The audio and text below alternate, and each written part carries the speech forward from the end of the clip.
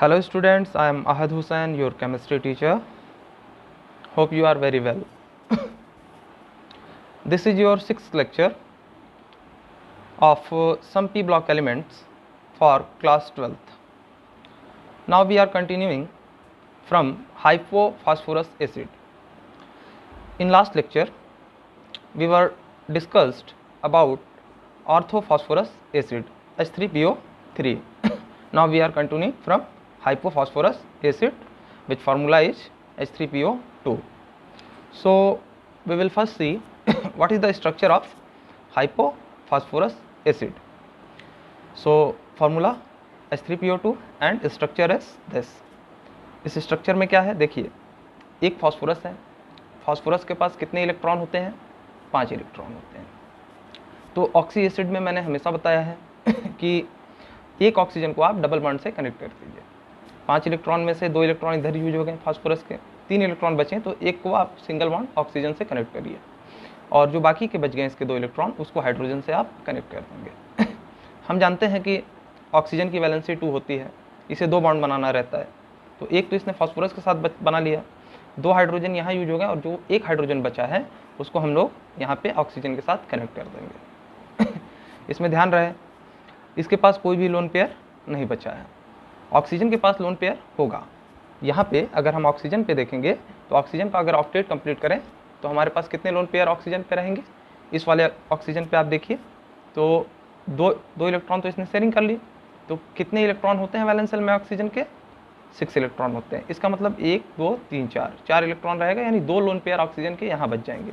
यहाँ पे भी वही कहानी होगी, 2 लोन पेयर ऑक्सीजन के रह जाएंगे। चलिए अब देखते हैं हम लोग कि इसका हाइब्रिडाइजेशन क्या होता है, ऑक्सीडेशन स्टेट क्या होता है।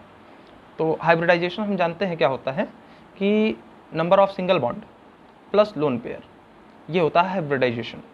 तो फास्फोरस के पास नंबर ऑफ सिंगल बॉन्ड कितने हैं? 1 2 3 4। डबल बॉन्ड को, पाई बॉन्ड को हम लोग कंसिडर नहीं करते हैं, सिर्फ और सिर्फ सिग्मा बॉन्ड को इंक्लूड करते हैं हम लोग जब भी हाइब्रिडाइजेशन किसी भी एलिमेंट का या किसी भी सेंट्रल एटम का हम लोगों को लिखना होता है। तो देखिए एक तो S हो जाएगा और 3 P में होता है, तो sp3 इसका हाइब्रिडाइजेशन हो जाएगा। फिर हम लोग बात करेंगे ऑक्सीडेशन स्टेट की। ऑक्सीडेशन स्टेट हाइपोफॉस्फोरस एसिड में +1 होता है। अब +1 कैसे होता है? आप जनरली फार्मूला से निकालेंगे। फार्मूला इसका क्या होता है? H3PO2।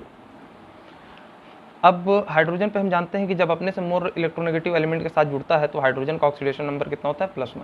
और कितने हाइड्रोजन है? 3 हाइड्रोजन है। हम लोग को निकालना किसका है? फास्फोरस का। तो फास्फोरस को X मान लेंगे, सबका ऐड करते चले जाते हैं, ठीक है। ऑक्सीजन पे हम लोग जानते हैं कितना होता है, ऑक्सीजन पे हमेशा याद रखिए ऑक्सीडेशन नंबर कितना होता है? -2। कितने ऑक्सीजन है? 2। ओके। ओवरऑल चार्ज आप देखेंगे जब स्पीसी पे कोई चार्ज नहीं दिख रहा है तो 0 रखेंगे। अब यहाँ पे देखिए 3 × 1 3 प्लस फास्फोरस का X हो गया प्लस -2 × 2 -4। ओके, यानी कि ये प्लस हट करके -4 बचेगा इक्वल टू 0। अब X इक्वल टू क्या हो जाएगा? -4 इधर जाएगा तो कितना बचेगा? 4, और 3 जो है इधर जा करके माइनस हो जाएगा, तो X इक्वल टू क्या हो गया? 1। ओके, ये क्या हो गया? Oxidation state of phosphorus in hypophosphorous acid.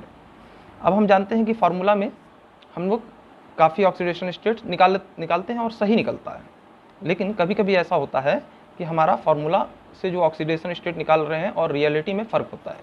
जैसे हम लोग एक एग्जांपल ले लें, Fe2O3 ये होता है कंपाउंड, एक होता है FeO और एक हम लोग जानते हैं Fe3O4। इस तरह का कुछ कंपाउंड होता है। इसमें जब हम ऑक्सीडेशन स्टेट ऑफ आयरन देखते हैं तो हम हमेशा जानते हैं कि ऑक्सीजन का कितना होता है? -2। तो अगर इसको फार्मूला से निकालने जाएंगे तो आयरन का हम X मान लेंगे, ओके, लेकिन 2 आयरन है इसलिए 2X लिख दिया हमने। देखिए इसके इंडेक्स में 2 लिखा हुआ है इसलिए हमने 2X लगा लिया। प्लस ऑक्सीजन का कितना होता है? -2। कितने ऑक्सीजन है? 3।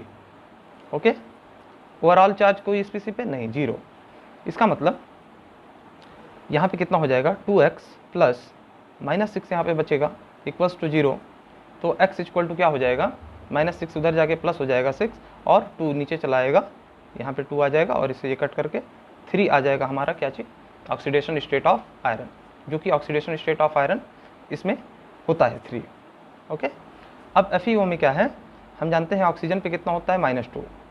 ओके, तो आयरन पे कितना होना चाहिए +2। हाँ होता है, ये सही है दोनों।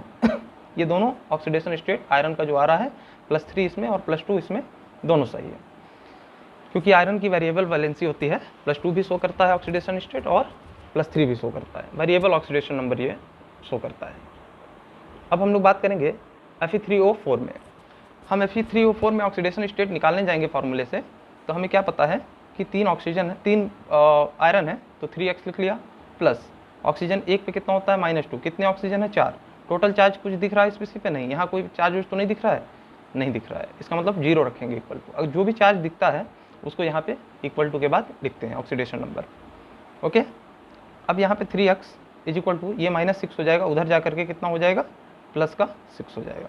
ओके, तो x इज इक्वल टू कितना हो जाएगा, सॉरी ये 8 है, 4 × -2 -8 हो जाएगा। यहाँ पे इधर जाने के बाद कितना हो जाएगा +8 हो जाएगा। देखिए 4 × 2 -2 8 -8 आएगा, उधर जाने के बाद +8 हो जाएगा, यानी 3x इज इक्वल टू 8 आएगा, x is equal to 8/3।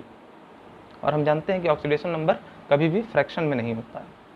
Okay, 0 हो सकता है, पॉजिटिव हो सकता है, नेगेटिव हो सकता है, लेकिन कभी भी फ्रैक्शन में नहीं हो सकता। 0 कब हो सकता है, जैसे जब सेम एलिमेंट से जुड़ा हो। क्लोरीन में क्लोरीन सिंगल बॉन्ड होता है, तो कोई भी ऑक्सीडेशन नंबर इसका नहीं होता है, 0 होता है।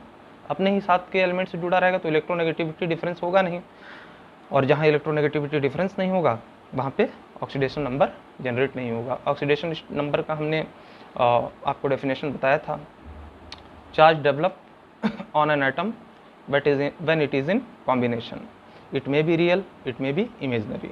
ये रियल भी हो सकता है, इमेजनरी भी हो सकता है। आयनिक बॉन्ड के केस में क्या होता है, ये रियल होता है। कोवेलेंट बॉन्ड के केस में क्या होता है, ये इमेजनरी होता है। हम लोग जस्ट कॉन्सेप्ट को सेटिस्फाई करने के लिए ऑक्सीडेशन स्टेट का एक हाइपोथेटिकल कॉन्सेप्ट यूज करते हैं, जो कि बहुत ही ज़्यादा यूज़फुल होता है। हम लोग बात क्या कर रहे थे कि हम लोगों ने देखा Fe2O3 में आयरन का जो ऑक्सीडेशन स्टेट है वो +3 है, और FeO में जो आयरन का ऑक्सीडेशन स्टेट है वो +2 है। लेकिन तीसरा कंपाउंड जो हमको देखने को मिला ये Fe3O4, उसमें इसका ऑक्सीडेशन स्टेट 8/3 आ रहा है, जो कि एक फ्रैक्शन है, और ये क्या है, गलत है, ऐसा नहीं होना चाहिए। तो जब भी इस तरह का केस आ जाता है तो हम लोग क्या करते हैं, उसका स्ट्रक्चर जानना चाहते हैं। तो कुछ ऐसे एक्सेप्शन है जिसको याद रखना पड़ेगा। तो ये इस फॉर्म में रहता है, FeO डॉट Fe2O3, इस तरह का कुछ फॉर्म होता है।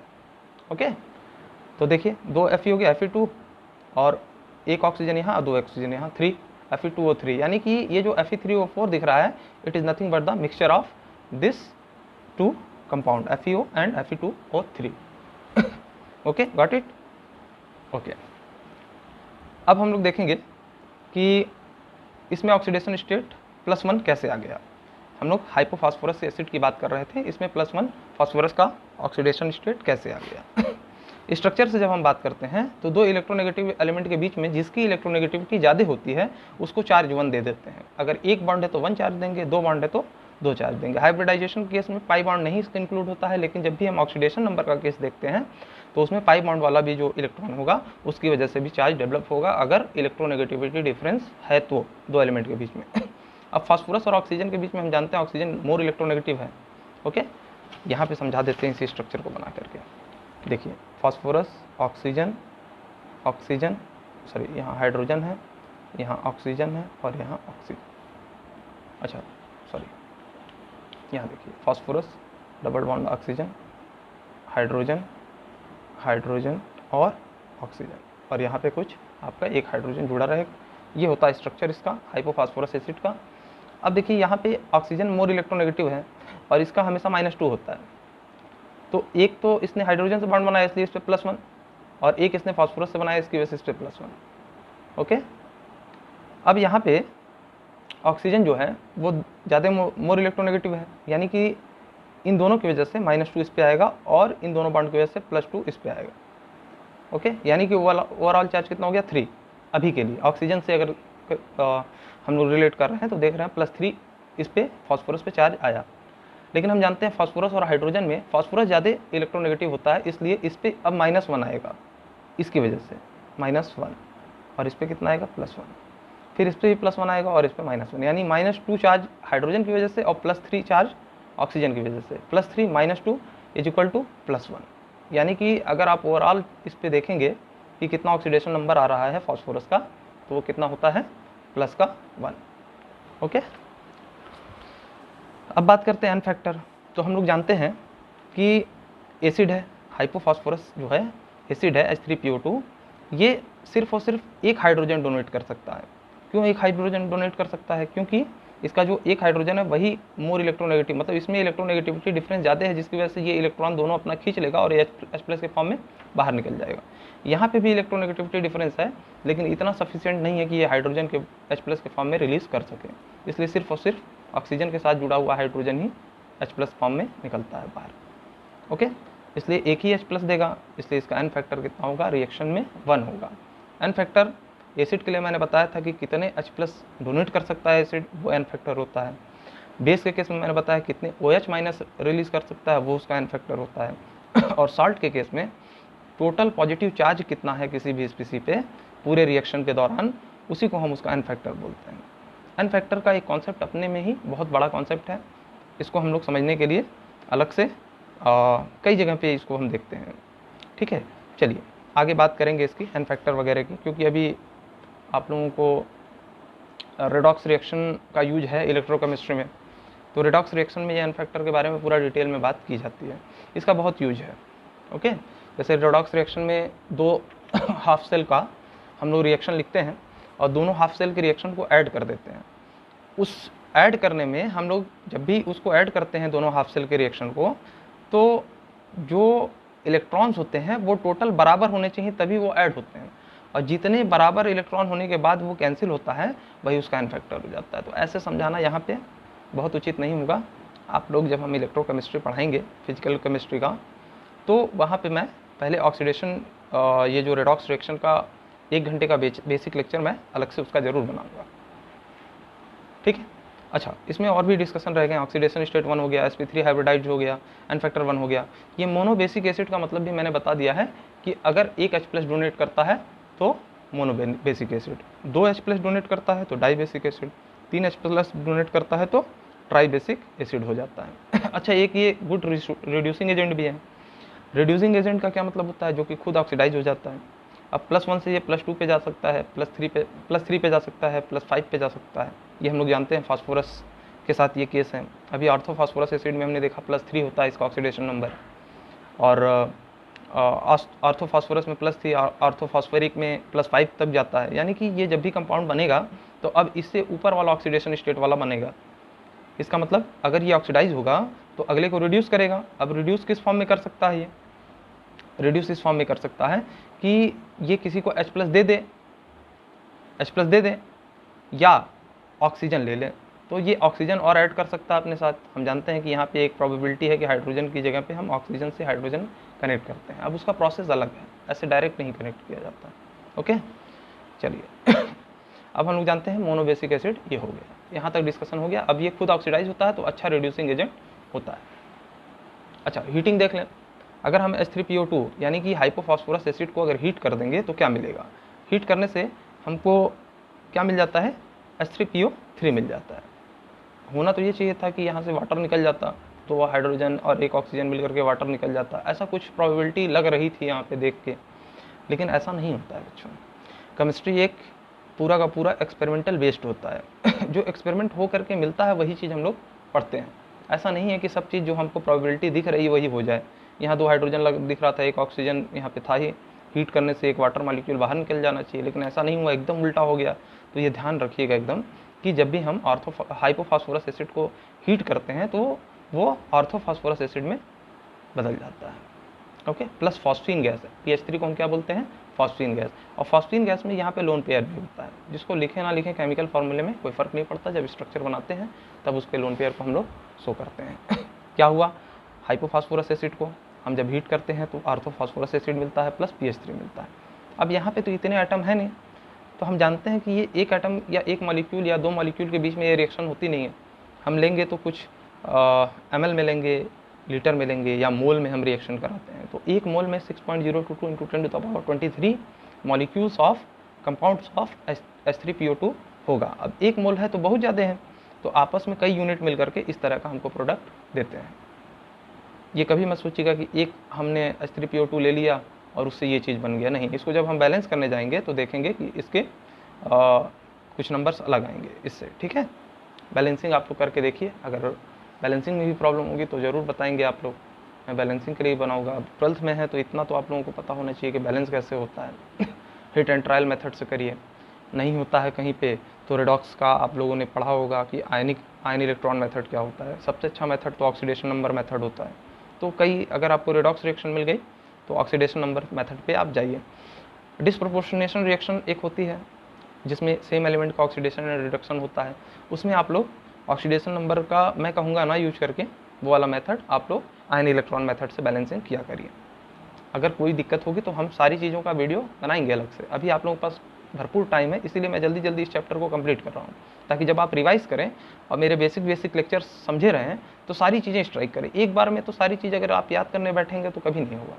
आप ये सोचिए कि एक बार में हमको इनऑर्गेनिक का सब कुछ समझ में आ जाए, सब कुछ मतलब लर्न हो जाए, याद हो जाए, तो ऐसा नहीं होता है। इनऑर्गेनिक पढ़ने का तरीका ही यही है कि जल्दी जल्दी पढ़िए, इसी तरीके से नोट्स से पढ़ने में ज़्यादा समझ में आएगा।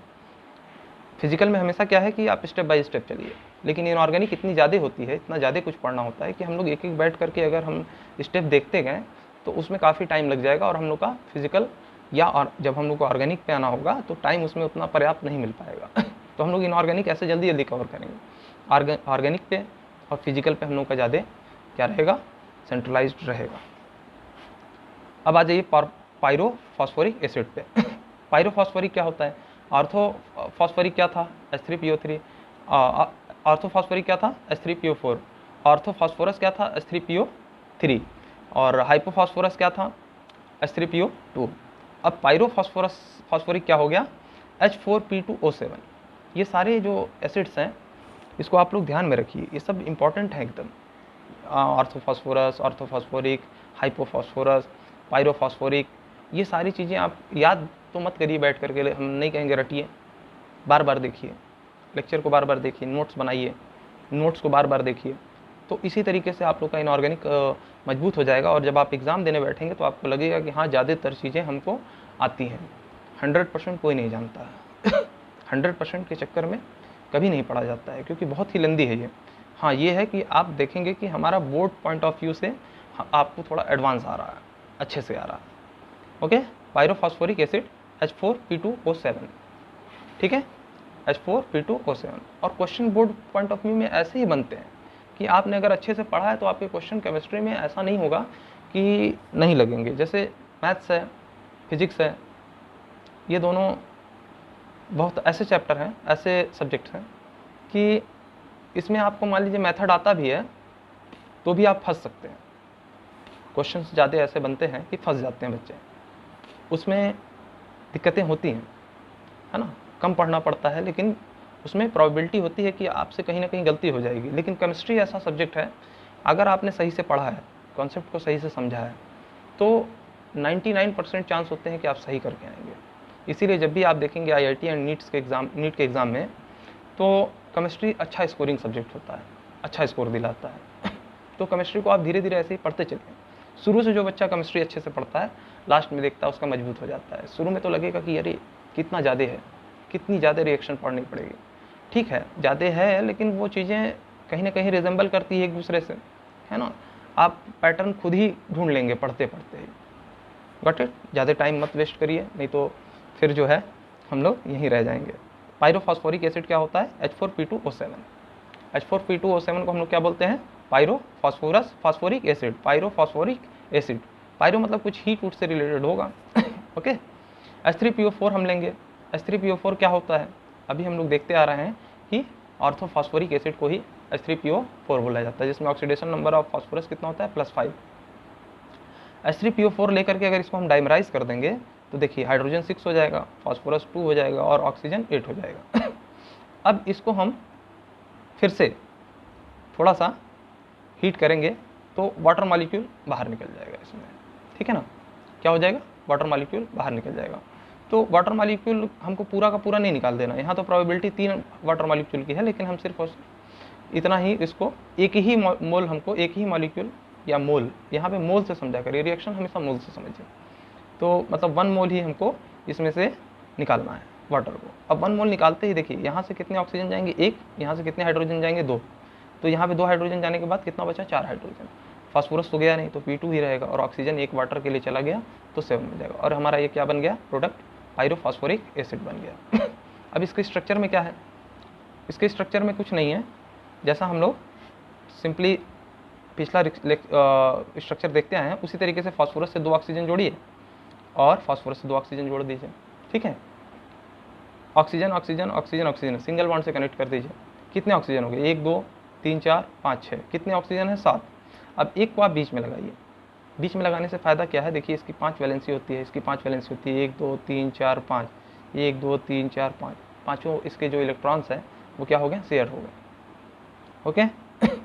अब ऑक्सीजन की जो वैलेंसी होती है देखिए यहाँ डबल बॉन्ड इधर इधर इधर इधर, और यहाँ पे ऑक्सीजन जो है एक इधर एक इधर, 2 बॉन्ड ये भी बनाता है, ये भी सेटिस्फाइड है। लोन पेयर जाएंगे देखने तो यहाँ पे 2 होगा लोन पेयर, यहाँ पे भी 2 होगा, यहाँ पे भी 2 होगा। ये सब आप लोगों को छोटे छोटे कॉन्सेप्ट खुद से आपको ये चीज़ मेहनत करके समझना पड़ेगा। और मुझे तो नहीं लगता है कि 12th में ऐसे भी बच्चे होंगे जिसको इतनी छोटी चीज़ें नहीं आए। फिर भी अगर किसी कारणवश आप लोगों की पढ़ाई नहीं हो पाई है, नहीं समझ पाए 11th में, तो मुझे ज़रूर आप लोग ये बताएं कि नहीं आता है सर, आप बेसिक लेक्चर भी बनाइए। वैसे भी मैं बनाऊंगा, मैं आप लोगों को लिंक जो है प्रोवाइड करा दूंगा, ओके। चलिए, the solid structure is stabilised by hydrogen bonding. अच्छा, हम जानते हैं कि ये क्या होता है, सॉलिड होता है। अब सॉलिड स्ट्रक्चर कैसे स्टेबलाइज्ड होगा, ये क्यों होगा, क्योंकि हाइड्रोजन बॉन्डिंग इसमें होगी। जब भी ऑक्सीजन दिख गया ना एलिमेंट, ऑक्सीजन दिख जाए, नाइट्रोजन दिख जाए, फ्लोरीन दिख जाए, इस तरह के एलिमेंट से अगर हाइड्रोजन जुड़ा होता है इसमें कोवेलेंट बॉन्ड में, तो उसमें हाइड्रोजन बॉन्डिंग बनने की प्रोबेबिलिटी होती है। जैसे वाटर में हमने समझाया था अच्छे से कि वहाँ पे हाइड्रोजन बॉन्डिंग किस तरीके से होती है, एक एक वाटर मॉलिक्यूल 4 हाइड्रोजन बॉन्डिंग कर सकता है। चलिए, हाइब्रिडाइजेशन sp3 ही होगा। देखिए 1 2 3 4, 5वां क्या है, पाई बॉन्ड है, तो एक S हो जाएगा और 3 P हो जाएगा। पाई बॉन्ड को हम कंसिडर नहीं करते हैं, तो sp3 इसका भी होगा और इसका भी वही चीज़ है। तो sp3 हाइब्रिडाइज्ड होता है ये pyrophosphoric acid, okay. Oxidation state कितना होता है, +5। कैसे होगा, देखिए 1 2 3 4 5, पाँचों मोर इलेक्ट्रोनेगेटिव एलिमेंट से फास्फोरस जुड़ा है, तो 2 की वजह से इस पर -2 +2, 1 2 3 माइनस माइनस माइनस +3, क्योंकि 2 प्लस इसकी वजह से और 3 प्लस इन तीनों की वजह से, तो +5 हो गया। इसमें भी वही केस है, सेम, ओके। ऑक्सीडेशन स्टेट कितना हो जाएगा, +5। अच्छा, not an acid when it is solid. जब एसिड ये सॉलिड फॉर्म में रहेगा तो ये एसिड की तरह वर्क नहीं करेगा, मतलब H+ के फॉर्म में ये H+ को डोनेट नहीं करेगा, ठीक है ना। कब, जब सॉलिड होता है, ओके। इसको अगर H+ डोनेट करना है तो एक्वस फॉर्म में आना पड़ेगा। एक्वस मतलब पानी। पानी हमारे पास क्या होता है, एक तरीके से सॉल्वेंट का काम करता है, लेकिन इसका पानी का डाइलेक्ट्रिक कांस्टेंट बहुत ज़्यादा होता है।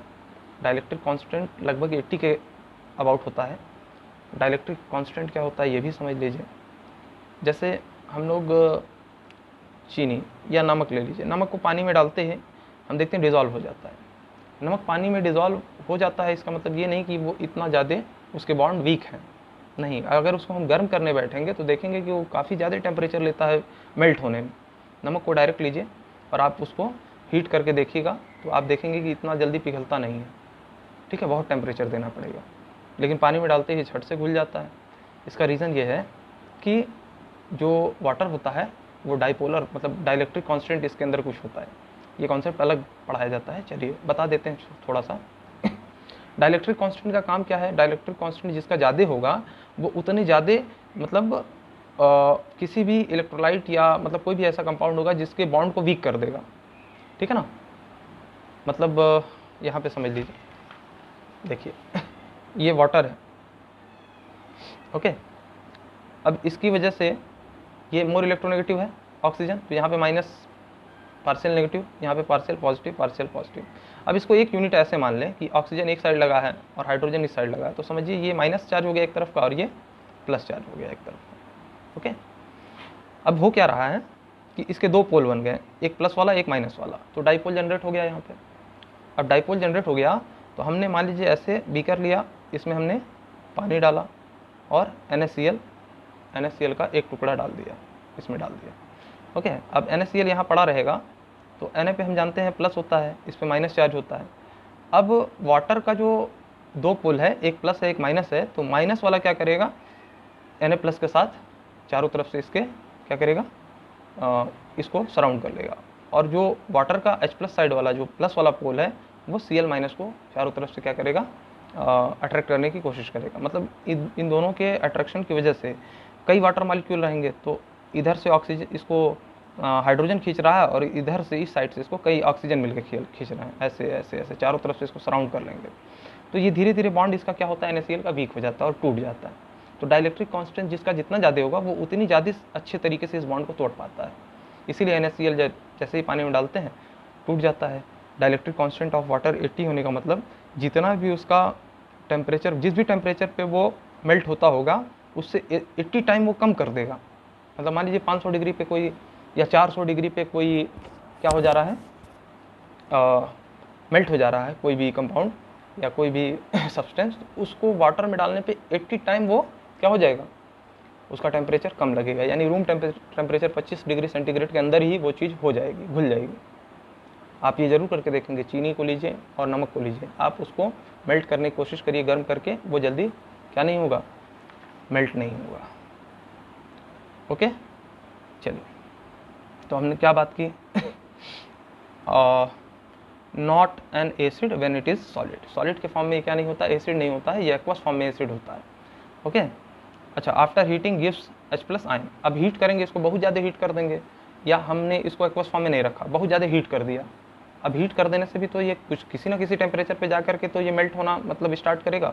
मेल्ट होगा तो इसका जो है लिक्विड फॉर्म आ जाएगा। अब लिक्विड फॉर्म आ जाएगा तो उस फॉर्म में ये H प्लस को डोनेट कर सकता है, एसिड की तरह काम कर सकता है। एक्वस बोलिए तो डायरेक्ट पानी समझ लीजिए, हीट करना मेल्ट करना मतलब वहाँ पे दूसरी चीज़ हो गई। ओके, NaCl अभी मैं बताया कि एक्वस मतलब पानी में डालने से जो टूट जाए, और मेल्ट मतलब जो उसको नमक का टुकड़ा ले करके गर्म कर दें, खूब सारे नमक ले लें और उसको हम गर्म करके पिघला दें। अच्छा, after heating gives H plus ion. N factor कितना होता है 4। अब देखिए 4, 1 2 3 4 हाइड्रोजन इसमें किससे जुड़े हैं, ऑक्सीजन, मोर इलेक्ट्रोनेगेटिव एलिमेंट से जुड़े हैं। इसका मतलब ये 4 हाइड्रोजन को दे सकता है। ये इसका एन फैक्टर कितना है 4। ये कैसा एसिड है, टेट्राबेसिक एसिड हो गया। ओके, अब हम लोग थोड़ा सा जल्दी चलेंगे।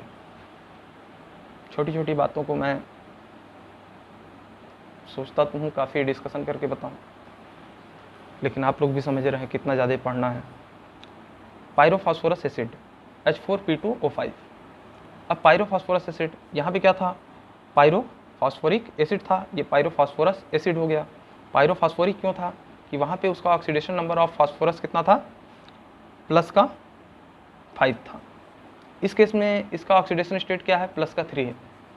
वहाँ पे कितने ऑक्सीजन थे 7, यहाँ पे कितने ऑक्सीजन है 5। ओके, ये पायरोफॉस्फोरस होगा और H4P2O7 क्या हो जाएगा, पायरोफॉस्फोरिक एसिड हो जाएगा। यहाँ पे इसका ऑक्सीडेशन नंबर कितना है, +3। पायरोफॉस्फोरिक एसिड में कितना था, प्लस का 5। तो हायर ऑक्सीडेशन वाले के लिए सफिक्स इक लगाते हैं और लोअर ऑक्सीडेशन वाले के लिए अस लगाते हैं। तो यहाँ पे पायरोफॉस्फोरस एसिड हो गया इसका नाम।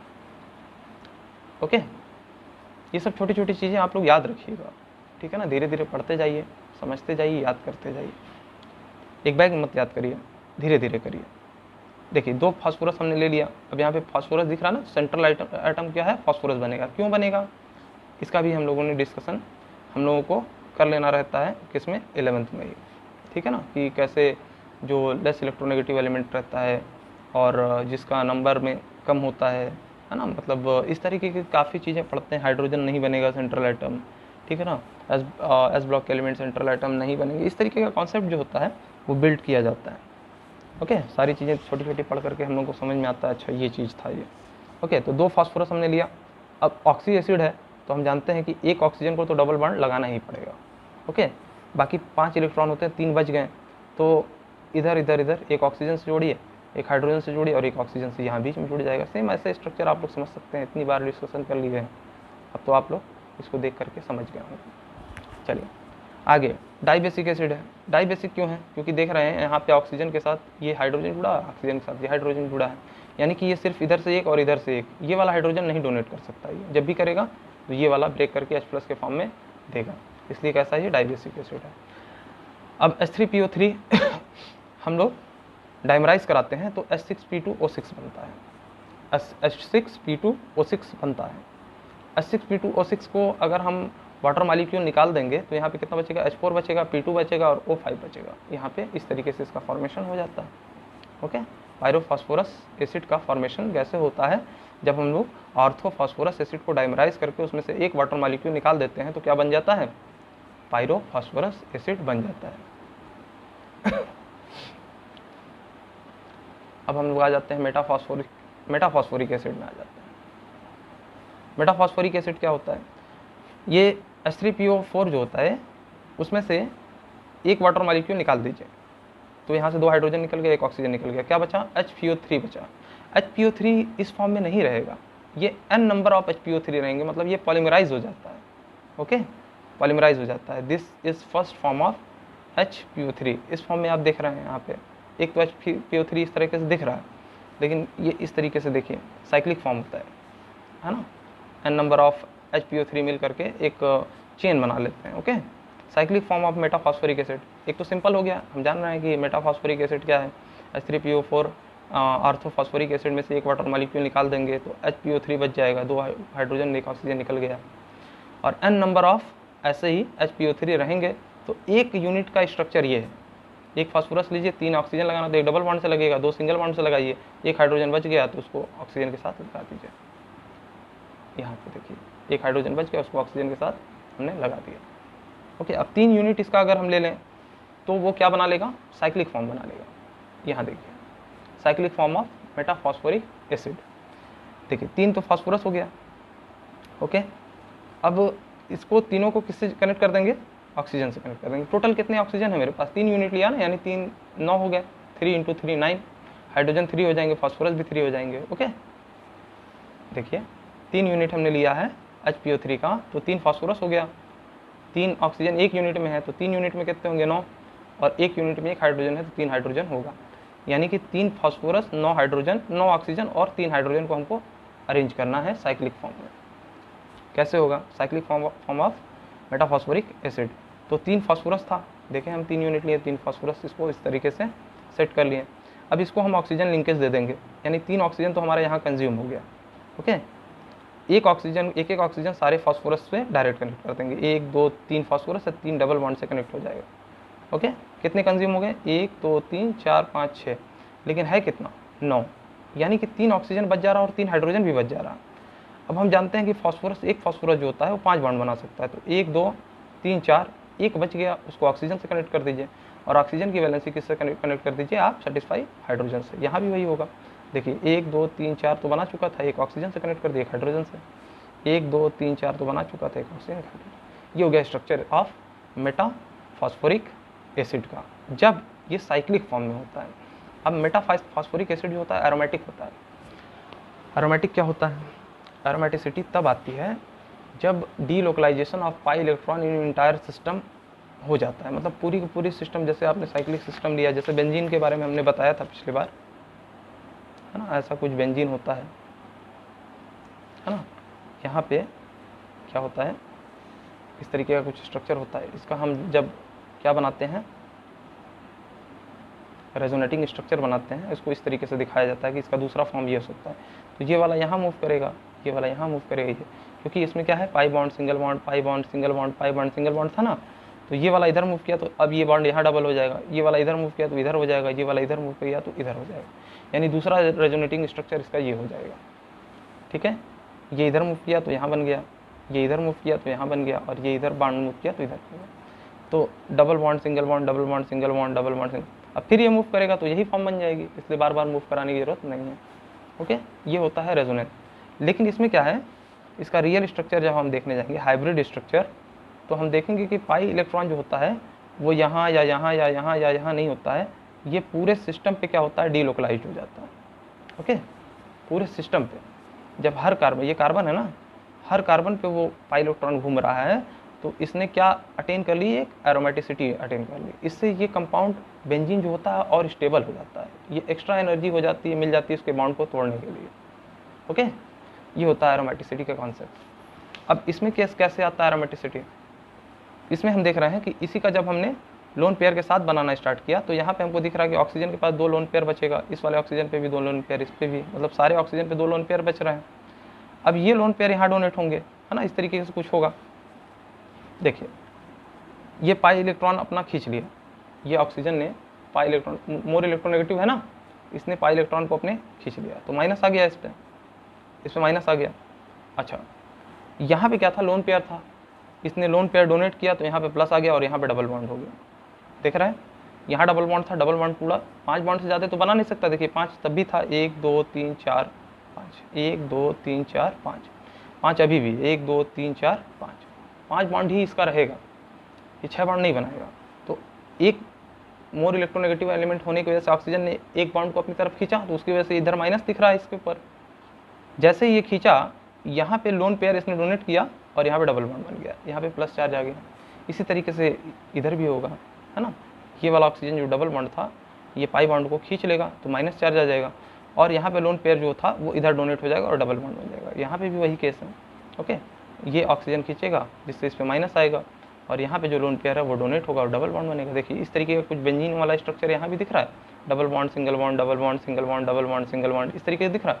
अब ये क्या हो सकता है, मूव कर सकता है पाई इलेक्ट्रॉन पूरे सिस्टम पे, तो एरोमेटिसिटी इसकी अटेन हो गई। इसका pi delocalization of pi electron in entire system, conjugated system क्या है, तैयार है। बात समझ में आई? इस चीज़ों को हम लोग अच्छे से समझेंगे जब हम लोग क्या पढ़ रहे होंगे, ऑर्गेनिक केमिस्ट्री को पढ़ रहे होंगे। अब हम लोग बात करेंगे ग्रुप 16 एलिमेंट, जिसको हम लोग बोलते हैं चैल्कोजेन फैमिली। हम लोगों का ऑक्सीजन फैमिली स्टार्ट हो गया। अभी तक हम लोग किसके बारे में बात कर रहे थे, नाइट्रोजन फैमिली की। जितना भी लेंदी पार्ट था वो हम लोग कवर कर चुके हैं। अब उससे थोड़ा ये कम रहेगा लेंदी, और इसके बाद तो एकदम मतलब आप लोगों का सिंपल हो जाएगा, जल्दी से कवर हो जाएगा। जो मेन हम लोग का था, सबसे लेंदी पार्ट था, वो हम लोग कवर कर चुके हैं। अब हम लोग फ्रेश एक नया ग्रुप स्टार्ट कर रहे हैं जिसको हम लोग क्या बोलते हैं, चैल्कोजेन फैमिली बोलते हैं। इसका जनरल इलेक्ट्रॉनिक कन्फिग्रेशन क्या होता है, NH2NP4। अब चैल्कोजेन फैमिली में कौन होते हैं, oxygen, sulphur, selenium, tellurium, polonium. ये देखिए यहाँ पे, इसको हम लोग बोलते हैं चैल्कोजेन फैमिली। हम लोग नाइट्रोजन फैमिली पढ़ रहे थे, nitrogen, phosphorus, arsenic, antimony, bismuth. अब ये चैल्कोजेन फैमिली होता है, oxygen, sulphur, selenium, tellurium, polonium. ठीक है ना, ये हम क्या कहते हैं, इस ग्रुप को चैल्कोजेन फैमिली या ऑक्सीजन फैमिली बोलते हैं। इसके बाद हेलोजन आएगा, हेलोजन के बाद हम लोग का नोबल गैस आ जाएगी, और ये दोनों पार्ट बहुत ही कम टाइम में कवर हो जाएंगे। ठीक है, इसमें सबसे ज़्यादा टाइम लगा है, इसमें बहुत ज़्यादा नहीं लगेगा, फिर भी ठीक ठाक लगेगा। लेकिन ये और ये ग्रुप, इसको भी थोड़ा सा टाइम लगेगा, लेकिन ये तो बस एक लेक्चर से 2 लेक्चर, एक लेक्चर ही काफ़ी सफिशिएंट रहेगा। बात समझ में आ रही? चलिए, चैल्कोजेन फैमिली में कौन कौन से आते हैं member, oxygen, sulphur, selenium, tellurium और पोलोनियम। यहाँ लिखते हैं, देखिए oxygen, sulphur, selenium, selenium, tellurium, polonium, ये होते हैं एलिमेंट्स। अब इसका जनरल इलेक्ट्रॉनिक कन्फिग्रेशन क्या होता है, NH2NP4। NH2NP4 कहने का क्या मतलब, जैसे ऑक्सीजन है, ऑक्सीजन के पास कितने इलेक्ट्रॉन होते हैं, 8, तो इसका इलेक्ट्रॉनिक कन्फिग्रेशन कैसे हो जाएगा, 1s2 2s2 2p4, इस तरीके का हो जाएगा। अब सल्फर के पास कितने होते हैं, ये ऑक्सीजन का हो गया, इसका एटॉमिक नंबर होता है 8, इसके पास इलेक्ट्रॉन कितने होते हैं, जितने प्रोटॉन होते हैं 8, तो 8 इलेक्ट्रॉन देखिए ऐसे होगा। और सल्फर का कैसे हो जाएगा, सल्फर का एटॉमिक नंबर होता है 16, तो 16 का हम इलेक्ट्रॉनिक कन्फिग्रेशन कैसे करेंगे, 1s2 2s2 2p6 3s2 3p4।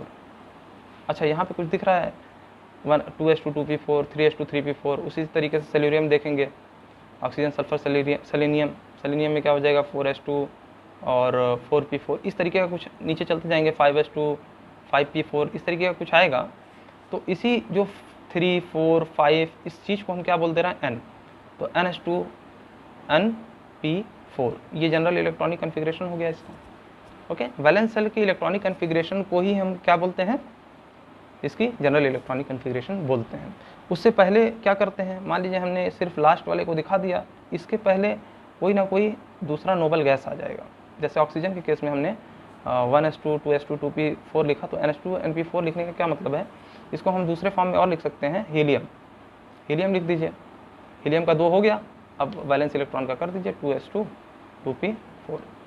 Sulphur के केस में क्या करेंगे, हीलियम के नीचे कौन आता है, नियॉन आता है, तो नियॉन 10 तो यही ले लिया इलेक्ट्रॉन, और कितना होता है 16, तो NH2 यानी कि 3S2 और 3P4। इस तरीके का इसका जनरल इलेक्ट्रॉनिक कन्फिग्रेशन होता है। तो इसको मैं अलग से बेसिक लेक्चर बनाऊंगा जिसको कोई दिक्कत होगी। ये बात समझ में आ गई कि NH2 NP4 कैसे होता है।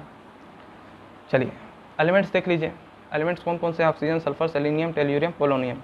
अब ऑक्सीजन हम जानते हैं नॉन मेटल होता है, सल्फर भी नॉन मेटल होता है, सेलेनियम क्या होता है? मेटलॉइड होता है, टेल्यूरियम क्या होता है? मेटलॉइड होता है, पोलोनियम क्या होता है? पुअर मेटल होता है। मेटलॉइड के बारे में हमने डिस्कशन किया था, न्यूमोनिक्स बताया था।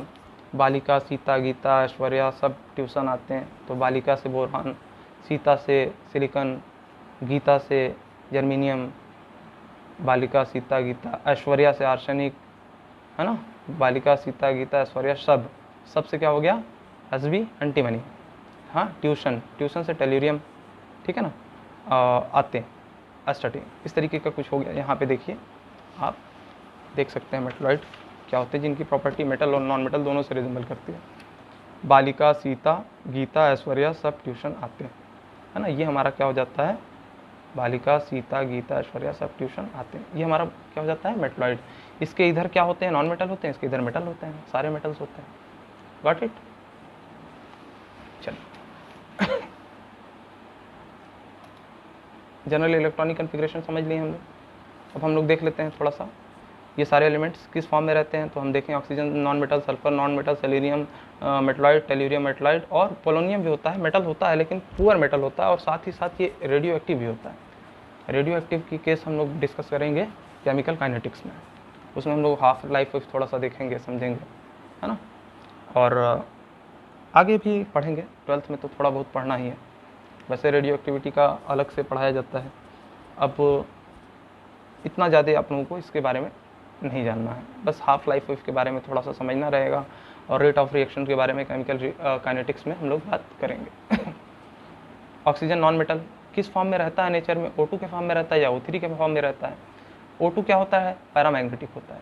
अब इसके पास कोई ऑड इलेक्ट्रॉन नहीं होता है, लेकिन मॉलिक्यूलर ऑर्बिटल थियरी एक होती है, हम लोग पढ़ते हैं, कोऑर्डिनेशन कंपाउंड में भी देखा जाएगा, लेकिन इसमें हम लोग देखते हैं केमिकल बॉन्डिंग में। मॉलिक्यूलर ऑर्बिटल थियरी एक कॉन्सेप्ट है, उससे हम लोग ये देख सकते हैं, समझ सकते हैं। 11th में उतने सही से नहीं पढ़ाया जाता वो चीज़, लेकिन अगर पढ़ाया जाए तो है, उसमें है 11th में। तो ये प्रूफ करता है कि पैरामैग्नेटिक है, मतलब ये क्या है? पैरामैग्नेटिक है।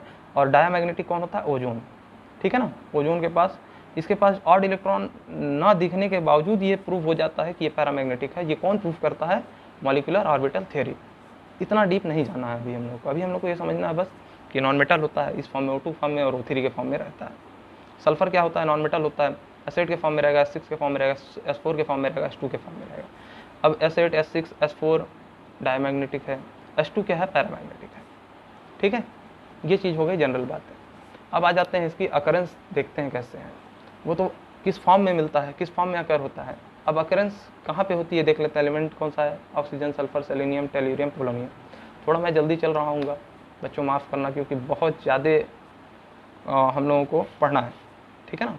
हम लोग ऐसा नहीं करेंगे कि थोड़ा थोड़ा पढ़ करके बस किनारे हो लें। हम लोग लगभग सारी चीज़ें पढ़ लेंगे, ताकि हम बोर्ड पॉइंट ऑफ व्यू से तो स्ट्रांग रहे ही रहें। हम लोग कंपटीशन फॉर्म में, मतलब कंपटीशन भी अगर देने जाएँ नीट वगैरह का, तो हम लोग का कॉन्सेप्ट काफ़ी अच्छा रहे, ठीक है। Oxygen, sulphur, selenium, tellurium, polonium. Oxygen is most abundant in the earth crust. Earth के क्रस्ट में सबसे ज़्यादा ऑक्सीजन मिलता है। सल्फर इज़ द, कहाँ पे मिलता है? Sulphur is found in volcanic deposits, मतलब जहाँ पे वॉल्केनिक इरप्शन वगैरह होता है, लावा फूटता है, वहाँ पे वो डिपॉजिट्स के फॉर्म में रहता है। सेलेनियम कहाँ रहता है? सेलेनियम और टेल्यूरियम दोनों कहाँ रहते हैं, कहाँ मिलते हैं? एज देयर सल्फाइड्स के फॉर्म में मिलते हैं ये, ठीक है ना। जैसे Fe का वैलेंसी कितना होगा? 2 होगा, तो SeS इस तरीके का कुछ रहेगा। सल्फाइड्स सल्फर के साथ जुड़े रहेंगे, TeS, है ना। अब पोलोनियम के बारे में ज़्यादा बात नहीं करेंगे क्योंकि ये रेडियो एक्टिव है, ठीक है ना। हाँ,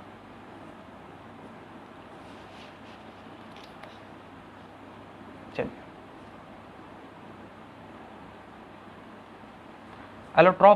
एलोट्रॉपी की बात कर लीजिए। तो लगभग सारे एलिमेंट इसके एलोट्रॉप बनाते हैं। एलोट्रॉप क्या होते हैं हम जानते हैं, जैसे कार्बन हो गया, कार्बन के एलोट्रॉप ग्रेफाइट होते हैं, डायमंड होते हैं, बकमिंस्टर फुलरिन हो गया। तो इस तरीके का इसका जो है एलोट्रॉप मिलता है। ऑक्सीजन का जैसे O2 हो गया, और O3 हो गया, ये एक दूसरे क्या है, जैसे प्योर ऑक्सीजन ही है ना, किसी और के साथ तो ये कंपाउंड बने नहीं है, तो ये एक दूसरे क्या हो गए, ये मॉलिक्यूल एक दूसरे के एलोट्रॉप हो गए। तो लगभग सारे जो एलिमेंट है, जैसे सल्फर की भी बात की है, S8, S6, S4, S2, ये सब क्या है, आइसोटोप्स हैं अरे एलोट्रॉप्स हैं। एलोट्रॉप और आइसोटोप्स में फ़र्क होता है। आइसोटोप्स मतलब same atomic number but difference in mass, वो अलग कॉन्सेप्ट है। एलोट्रॉपी का केस अलग है।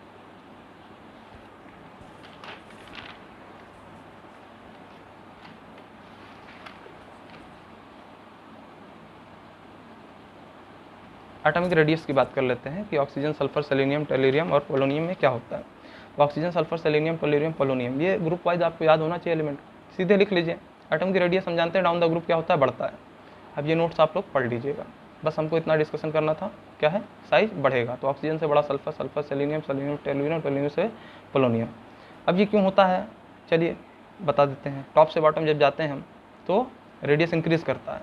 अब इंक्रीज़ करता है, क्यों इंक्रीज़ करता है, क्योंकि नंबर ऑफ सेल इंक्रीज़ करते हैं। अब नंबर ऑफ सेल इंक्रीज़ करेंगे तो स्क्रीनिंग इफेक्ट इंक्रीज़ होगा, ठीक है ना। अब इतना कॉम्प्लिकेटेड टर्म में जाने से बढ़िया है कि आप लोग ये याद रखें कि ऊपर से नीचे जाने पे सेल बढ़ता है, इसलिए क्या होता है, साइज बढ़ती है, ठीक है।